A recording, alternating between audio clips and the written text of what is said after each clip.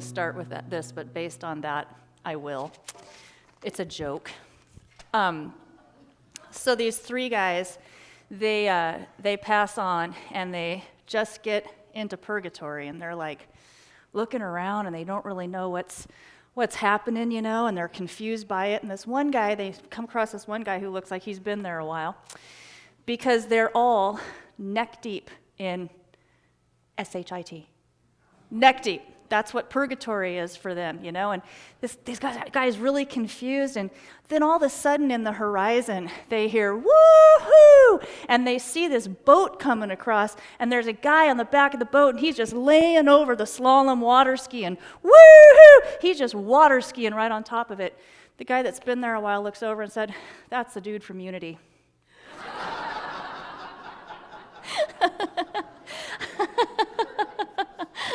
I've been waiting for a moment to share that with y'all. I hadn't planned to do it today. So I have called this talk, Taming Our Inner Attack Artist. You will never be content with littleness. You will never be content with playing small. Never content with not sharing your talents and gifts. Because there is a part of you that remembers, that fully knows that you are more than just the body that we're wearing. We are more than just even this one human life that we're living. There's a part of us that still remembers that we are God expressing.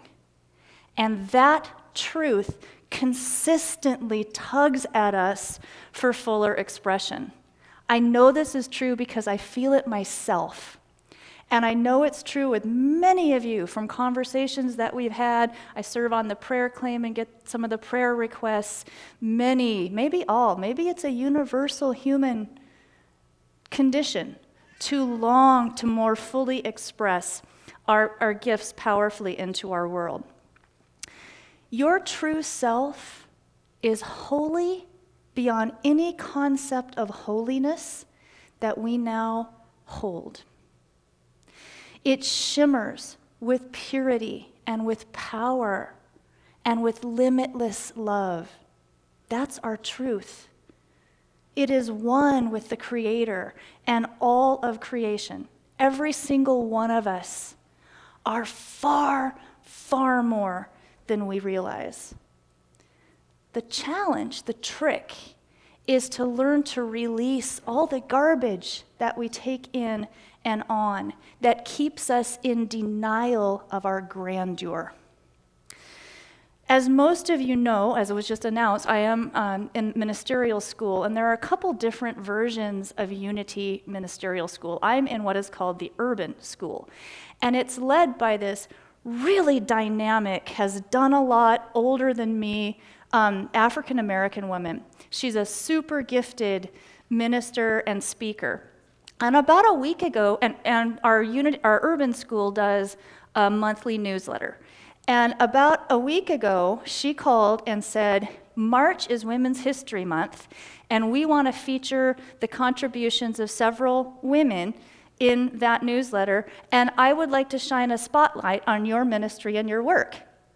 Do you know what my very first thoughts were? Good gracious, I'm not ready for that. I haven't made history. I'm just a little baby minister. I haven't completely solved climate change or transitioned to the entire global capitalist economic system, which I aspire to, and then that's my life's work. But then I caught myself, because working with these unity principles, and definitely with Course in Miracles, those two are very compatible, I realized that I was issuing attack thoughts. I was choosing that default mechanism, or that default reaction of I'm not worthy, is a form of littleness. A Course in Miracles has a lot of teaching about attack thoughts, and a lot of it is related to the negative thoughts that we project toward others, the grievances that we hold. That is relatively easy to wrap our minds around. A little deeper, profound thread is the concept of the attack thoughts that we hurl at ourselves. And here are a few forms of self-attack thoughts. I'm not good enough. I don't have enough. I'm too old to do blank. I'm too young for blank. I'm not doing enough. I can't get healthy. I'm guilty of blank. I'm not as good as or accomplished as so-and-so. That's not an exhaustive list, y'all know what I mean. But that's a good example of those. Now, most of us start getting programmed toward littleness really early in our lives. It's kind of usually part of this human experience, our families, whatever. And we're also in a culture that immerses us, that pounds us with messages of not enoughness or not good enoughness in order to get us to try to buy things, right? We're also in a culture that worships fame for the sake of fame. I mean, the Kardashians? Seriously? That is the epitome example of that. This is also a culture that is very classist. It is based in economic classism, even though that's not talked about a lot. It's a bit of a caste system when you really look at that. And the wealthy are often held up and heralded by pop culture, by media, even when they're not doing very positive things with all of that wealth. And it's easy in this culture to find ourselves comparing ourselves, our life choices, our own contribution to the world, to illusory images and stories that get highlighted in the media. It takes intentionality, it takes practice, that's why we call them spiritual practices, to rise above that programming and to undo and unlearn the ways that we do take on littleness. That is one of the most powerful and profound journeys we can undertake. Because though we choose littleness over and over again, we're never going to be content with it. Our true identity keeps pulling us toward higher expression of our true selves, toward the demonstration that we do indeed have God, source, creator, within us. We are expressing as that. We are vessels of greatness. Do you feel a longing right now to express some talent, to create something? I invite you just to take a moment and hone in on that. Bring that to the surface for the rest of this talk, maybe for the rest of your life. Some spiritual pathways suggest that desire is the root of all suffering. And that may be true when the desires are all about material gain or physical pleasure, what have you. I think it's different, though, when the desire is about fully delivering our talents, our gifts, our expertise, fully offering our services to the greater good.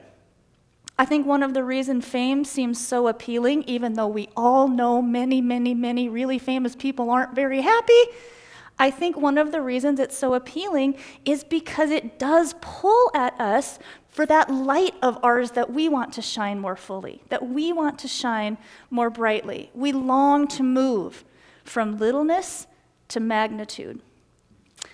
As spiritual beings, magnitude and grandeur are our natural inheritance. It's our native habitat. And I'm not talking about grandiosity or braggadocio. I mean, that's kind of the opposite of grandeur. Certainly that's what the Course in Miracles teaches. I'm talking about that confident, empowered awareness of our freaking awesomeness. Do you feel that? Can you tune in? Can you open that? I'm talking about the acceptance, the calm acceptance and embodiment of greatness in whatever we do, in our very being. Now, does it make you feel a little weird or a little squirmy to say, I am a magnificent vessel of greatness? Try it. I am a magnificent vessel of greatness. Now, if there's any little, cheers. If there's any little part of you that feels squirmy, that's your little ego self. That's your human-only side that's trying to keep you in bondage to this littleness thing. A Course in Miracles states, I want to read this, quote, "Your soul does not need salvation, but your mind needs to learn what salvation is. You're not saved from anything, but you are saved for glory. Glory is your inheritance given your soul by your Creator that you might extend it." Glory is your inheritance that you might extend it. We actually enhance God, source, creator, the all that is, when we express glory through our creations, through our own expression of talents and expertise. This aligns really nicely with a shamanistic principle that resonates with me. This is the concept that, yes, in these human vessels, we each have a soul that comes into this experience of life. We also have an oversoul that is like the sum total of every life, every experience we've ever had. That's all of it.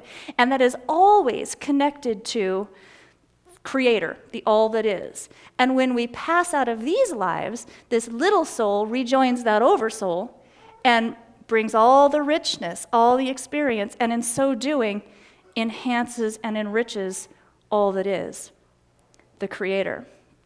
I truly believe that a huge chunk of our purpose here as humans is to remember the truth of who we are, to release our distorted perceptions of ourselves, sorry about that, in separation or powerlessness or littleness. So how do we go about it? How do we release littleness and move from glory into magnitude? One of the most important steps is becoming more and more aware of the stories that we tell ourselves and that we tell about ourselves. And I'll give you an example. One of the stories that I have had to unlearn is I have picked a really unconventional pathway through life. I did get a master's degree and those kinds of things, but I've never had a normal job. I've never, well, not since I got the master's degree. I had a whole lot of them as a kid and a young adult, but I never wanted to go to work for corporate America. I never wanted to just go and get myself financially secure that way. And over the years, and I have been up and down financially, no question. And I would tell myself over the years, man, maybe that was a mistake. Maybe you can't really get there or have a bigger impact through an unconventional pathway. Well, I'm 55. I've been to over 20 countries. I have founded successful nonprofits and small businesses. I have managed to do work on those issues like this planet that I love my entire life. It's not a bad life, right? This unconventional path is actually, and now for goodness sakes, I'm going to be a minister. That's a whole different talk, and that's hilarious. But it's rich, right? It's a great thing. So I've learned to also see one of the reasons I took that unconventional path is because one of the top forms of prosperity for me is freedom with my own time.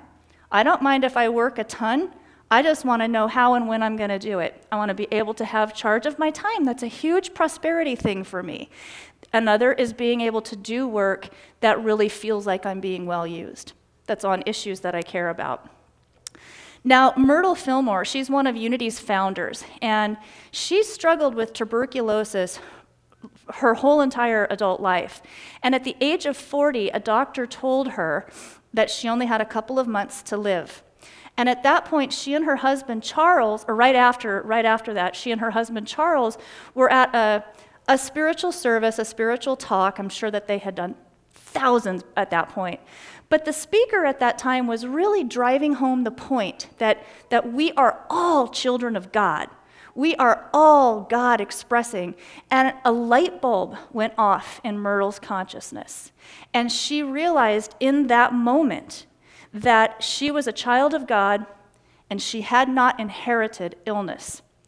And this put her on an incredible journey. She dropped the self-attack of believing that she could not get healthy. And she began every day from that point forward, she would start the day by saying literally, as a perfect child of God, I did not inherit illness. It took 2 years for her body to completely be rid of the tuberculosis. She lived to be 86, And on the day of her death, she walked around at Unity Village, hugging everyone and saying goodbye. It was like, and she had no apparent signs of illness. She'd never been ill again a day in her life, actually. And that night, she passed gently in her sleep. And everyone believes she just was ready. She was ready to go home, and she was able to just get to that point because she dropped self-attack and truly shifted her concept of herself. And of course, throughout her life, she, with the help of her husband, went on to found the entire international unity worldwide movement. Another really powerful self-attack thought is focusing on the past. Forms of this kind of attack are, if only blank. I am too damaged to blank. People with my past can't do blank. I regret blank. I should have done blank. Anytime we're shouldn't on ourselves, it's probably a flag that we're in some sort of self-attack. The ugliness of such self-doubt and condemnation does not belong in our holy minds. It doesn't belong there. Many of the memories we hold, they aren't even true. They didn't even happen the way our memories hold them. You could write a story about you could write 100 different stories about your past, and they'd all be true. Why not pick an empowering one? And I'll give you an excellent example. Some of you probably don't know that I'm the former First Lady of Oregon, and about 8 or 9 years ago, I got just annihilated in a politically motivated public shaming. It was a unbelievably traumatic experience, really derailed my business. My partner, the governor, wound up resigning from office. We were investigated for 2.5 years by FBI, IRS, all of that. It's important for me to say no charges were ever filed. We were exonerated. However, it took a few years to move through that. And as I started coming out the other side, people would ask me, about it. And I had to figure out what am I going to say? I could say, oh my God, I made some questionable decisions in the past. A reporter dug them up, used it to just completely publicly annihilate me and my partner, devastated my family, destroyed my business, totally upended state government. Or I could say, something really catastrophic happened to our family. It gave me a chance to do some really deep inner work that I needed to do. I took a bit of a sabbatical. I did a bunch of counseling and some deep work there. I really redesigned the kind of work I was doing. I wrote a book, and I became a certified life coach, and I moved way down the path of becoming an ordained Unity minister. Both of those stories are 100% true. So if this is one that resonates with you, if the self-attack form of regret or being attached to our past stories is one that lands with you, I just can't encourage you enough to play with that. Play with rewriting your stories a little bit, honestly, but just see how many different ways there are to look at that. Our past doesn't dictate our future. Our thinking right now creates our future. One of the most powerful concepts and tools in the Course in Miracles, and Jane touched on it in that powerful prayer, is the holy instant. In the holy instant, we drop all attachment to past or future, and we come fully into the now. This is the state of awareness where most mystical experiences happen, because we're really in the awareness of now.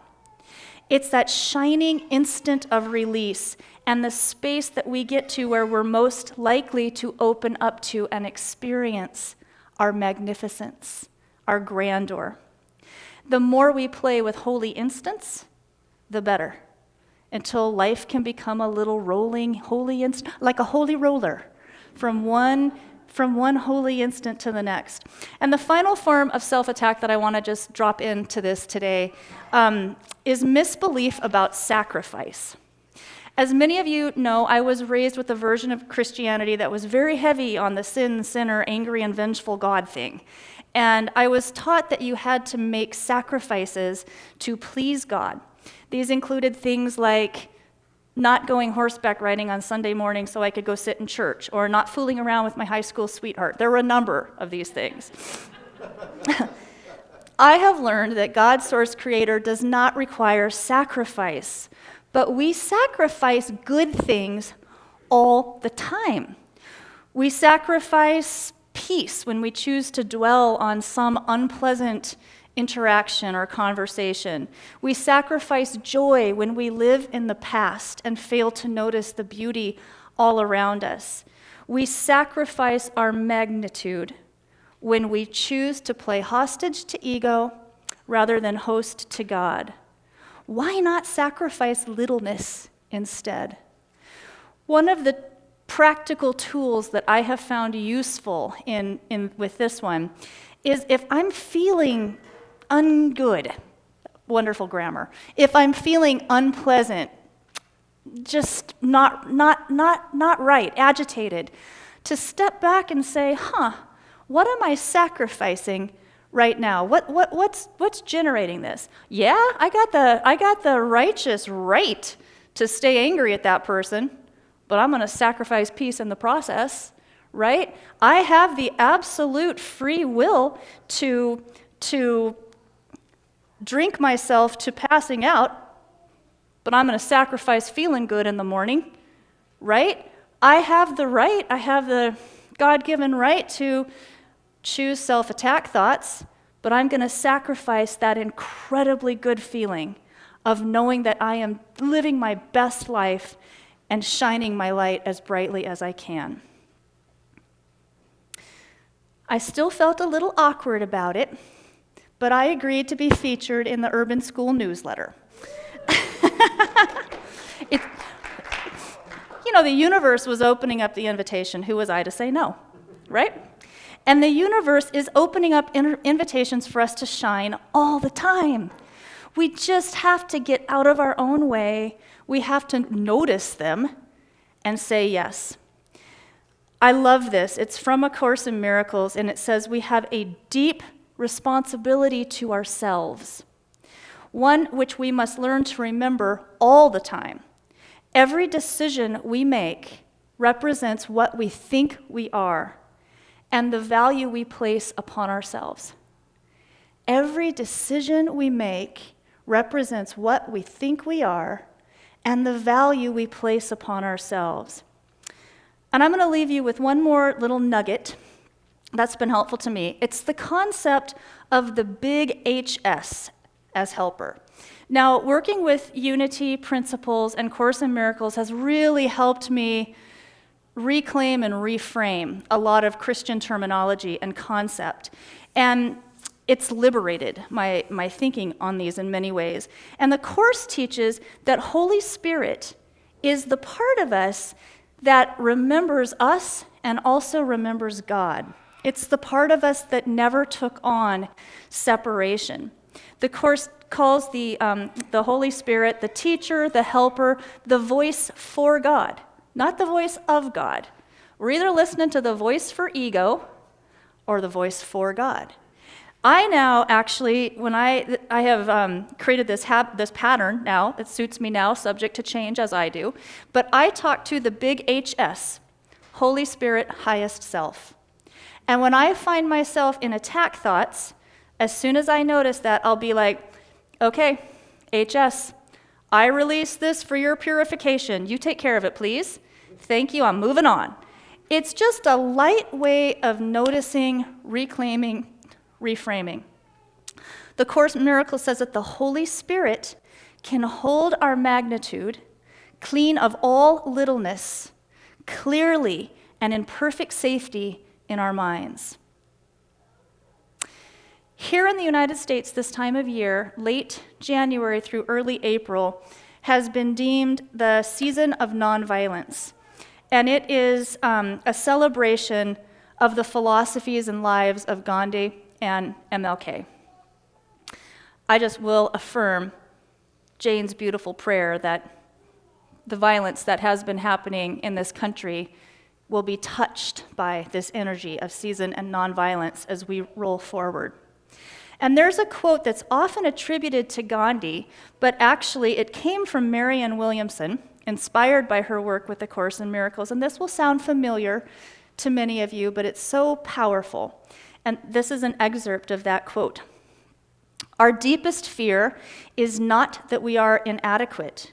Our deepest fear is that we are powerful beyond measure. It is our light, not our darkness, that most frightens us. We ask ourselves, who am I to be brilliant, gorgeous, talented, fabulous? Actually, who are you not to be? You are a child of God. Your playing small does not serve the world. We were born to make manifest the glory of God that is within us. And as we let our own light shine, we unconsciously give others the permission to do the same. As we are liberated from our own fear, our presence automatically liberates others. Our world and humanity's collective consciousness is definitely in need of a lot of liberating right now. Grandeur and magnitude is needed, especially grandeur and magnitude of people like you who are on an intentional pathway of spiritual awakening, who are more skilled in choosing love over hate. Your grandeur is needed. Whatever it is that burns in your heart, that longs to express, I urge you to remember and believe in yourself with a capital S, and to stay true to that self and let your light shine. Because the more we can collectively demonstrate grandeur, the more healing we will bring into this world. Thank you. Go forth and shine.